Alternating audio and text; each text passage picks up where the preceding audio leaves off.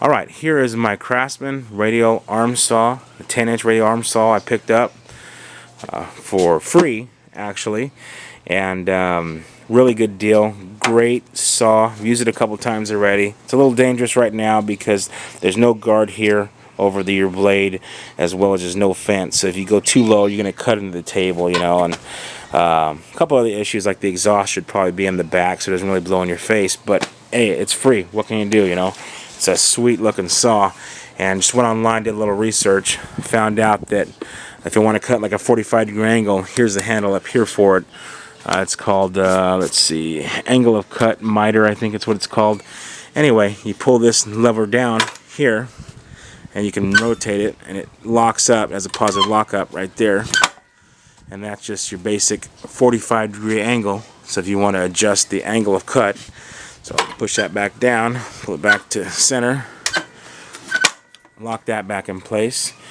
The front here, this handle here is to lower or raise your saw blade to get the cutting depth that you want.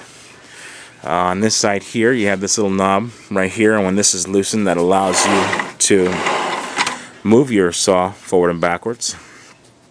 Just tighten that up for now. And this handle here is so you can loosen the saw and spin the saw to do cross cuts at a 90. And so when I hit back on this, that unlocks it from the chassis. And on this other side, there's a button right here at my fingertip. You're going to pull this, and now you can move the motor at whatever angle you want here. I'm a little bit too far back, but anyway, you can move the motor like this. It positively locks up at a 90, so you can get your cross cut and burn that back and forth along the wood. Anyway, I got a really good saw for nothing here, and I never really pass up tools anyway, and I was willing to give the guy some money, and he was really cool about it. But that's kind of how the basic workings are. This right here is for the motor. I got the washer, the dryer, all this stuff running in the house right now, so it'll probably just shut off, but the thing does work, and it works excellent.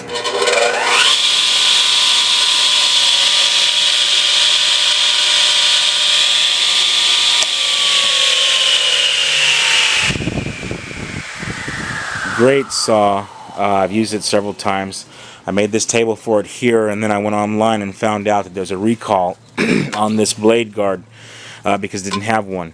So I went up to radialarmsawrecall.com and found out that the company who put these out for Craftsman is going to send me a new handle, a new guard for the front end that lifts up and down the fence or the gate, and a full tabletop with the rails to bolt on. So apparently it's going to be this big, huge monster box.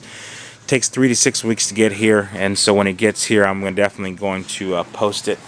Right here is the serial number of mine.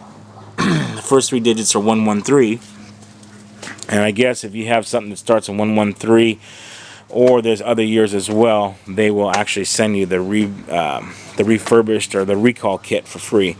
And you get a lot of stuff with that kit, and that should make this saw really nice.